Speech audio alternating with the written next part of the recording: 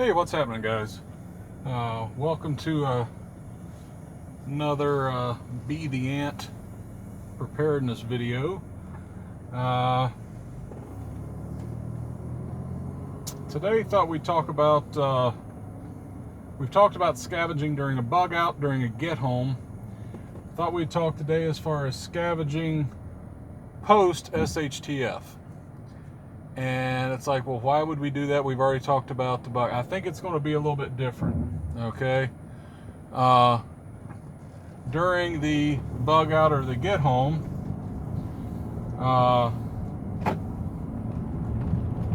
there's going to be a lot of chaos. People are not going to know what to do initially.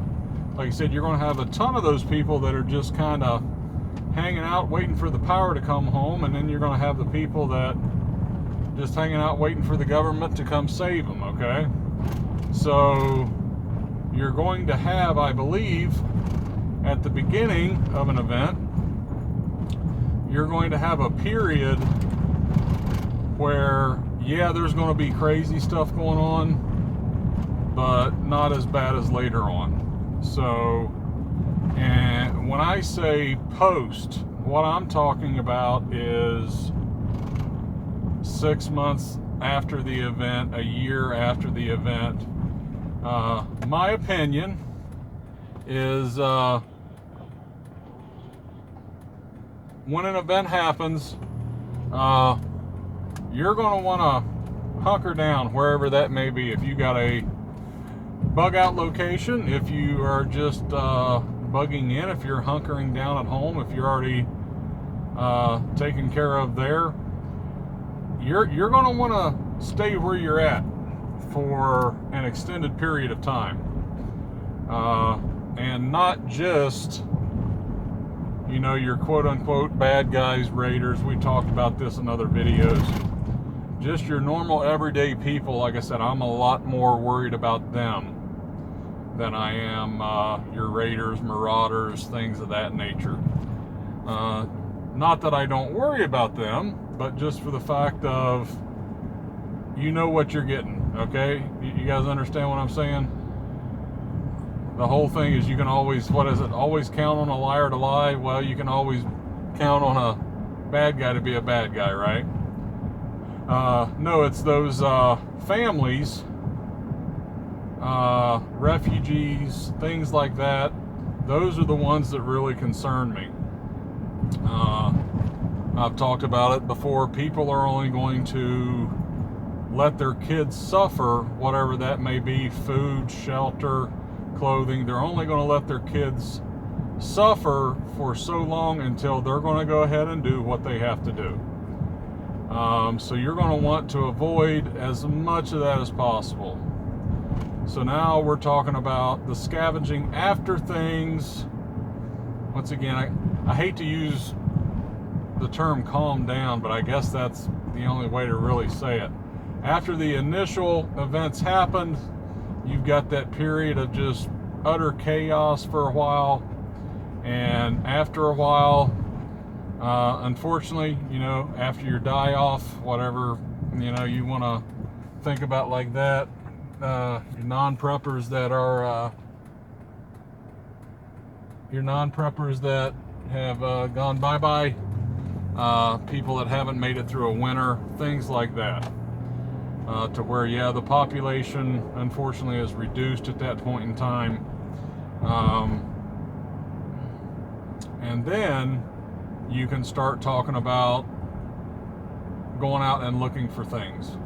Hopefully, you don't have to, okay? It's pretty much impossible to stock everything you need. It's like, right now we think, yeah, we're pretty well stocked up. We got plenty of this, we got plenty of that, and the whole nine. But it's going to be the things that we don't think about that are going to force us to have to go out and scavenge, okay? And what are those things? I don't know. Like I said, it's things that we don't think about right now. Is it prenatal vitamins because somebody in your group got pregnant? Now, I don't think that they're going to die without prenatal vitamins, but things like that. Okay, yeah, they're pregnant. You're going to be needing to worry about diapers, okay, or whatever the case may be, things that we're not thinking about now. Okay, so now you're forced to go out. It doesn't take a genius to figure out that after that 6 month, 1 year period, whatever it is, items are going to be in short supply. Okay, the refugees, the raiders, marauders, your bad guys, they're going to have picked over a lot of stuff already. Like I said, this is not a video game. This is not a book where everywhere they turn there's more stuff. Okay, it's not going to be like that. So you're going to have to be looking for the items that were left behind, okay, and figure out what you can use that for survival. You know, it's like if you go into a store and of course all the food is either gone or gone bad and everything else, and the only thing you find a bunch of pillows or something. Now, yeah, the pillow's like, well, okay, that's nice, have a nice comfy pillow, but things like ripping the stuffing out of that pillow and stuffing your clothes with it so that you can stay warmer, okay? Ripping the stuffing out and creating jackets, creating blankets out of it, okay? So the things that right now it's like, what will we need that for? You're going to get creative and you're going to figure out uses for all that stuff. But as far as scavenging, once again, caution. If you guys watch the Scavenging During Bug Out and Get Home parts 1 and 2, you can't be cautious enough. You know what I mean? You don't want to do it to where you're immobile, but at the same time, slow down. And hopefully you've already done an area study of your area. You know the different businesses that were there or just resources that were in the area, so you already have a good idea of where you want to go look. And it's going to be the same. You're going to need a group to go with you, but you're going to need to leave people back, right? You got to protect the homestead, and that's going to be you figuring out who you have and who's going to be best suited for those roles, okay? If you got 70-year-old grandma, she's probably not going to be out on the scavenging team, okay? And she's probably not going to be on the home security team too. If she has to be on the home security team, you guys are too light and you need to maybe think about upping the size of your group a little bit. But anyway, have some people, and depending on the distance, you might even want to leave groups along the way, kind of thing. What do I mean by this? Say your locations, you've done an area study, and this place you want to look at is 12 miles away. Okay, and you're going on foot because vehicles make noise, horses make noise, blah blah blah, all that other stuff, and whatever, you want to be as quiet as possible. So it's going to take over a day to get there if you're moving cautiously. Well, what you don't want to happen is you get to where you're going and something goes wrong. Okay, whatever it is, something goes wrong. Instead of having to worry about you've got 12 miles to go to get to safety, if you have left some people in a staging area, call it that, a staging area, you've left a small group of people in this staging area with supplies so that from the staging point to your destination, you don't have to worry about carrying an 80-pound backpack. You can bust down to your assault pack, weighs 20 pounds. You can move quicker, lighter, okay, less noise, and you're going to have room to bring stuff back, because that's what you're wanting, right? You're going to want to bring stuff back. So at that point, find that staging area, and what you're looking for in a staging area. It's going to depend on your area. Someplace safe, yes. Out of the way, yes.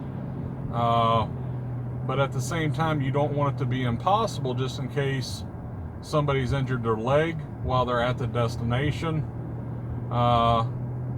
Any number of things. You want it accessible to those guys if they need help for something. Pretty much you don't want them to have to run uphill for a mile to get to the staging area, okay? They're going to be beat. So it's going to depend on your area. You want it, you don't, in my opinion, you don't want it close enough to the area. You don't want your staging area close enough to your destination to where really you can see it, okay? But you definitely want it with close enough that you can do a quick retreat if you have to. And who you leave at that area is on you. Like I said, I don't know how many's in your group, so I can't say. If you got 20 people in all at your bug out location, and of those 20, 10 of them are, you know, military age, whatever it is, you know, your guys that they're your security, whatever you want to call it. Me personally, I would leave 4 back at the homestead, unless you have experienced problems in the past with different groups coming in. But if you haven't experienced too much in the past, I would leave 4 of them and take 6. And of those 6, you want to leave probably 3 to 4 at your staging point, okay? And 2 people can't carry that much stuff. Yeah, I get that. I know that. But at this point in time, there's probably not going to be a lot there. And if there is stuff at your destination that you do want, you've got those other people back there that can, I guess you can say, take shifts, whatever, going to get stuff. But what you're wanting is, in case you do run into a situation of where you need help, you got the bad guys are on your tail, okay? And I hope you guys can see me good enough. Okay. The bad guys are on your tail. You want someplace that is pretty much locked down, okay? You want the people that are well armed. That way, you know, you can get on your radio and say, okay, I'm 300 yards out with blah, blah, blah on my tail or whatever. They can go ahead and get set up. And you're pretty much, they're going to set up a line, and you just need to run past that line and let them take care of what's coming, get to a safe spot, turn around, engage what your threat is. But as far as the scavenging, that's kind of what I recommend. I don't recommend ever one person. And in a post shtf, I really don't even recommend 2 people. I really like sending out that group where you can have that staging area set up to where you have a safe haven close to the destination, so you have some place to get back to. So with that, guys, we're going to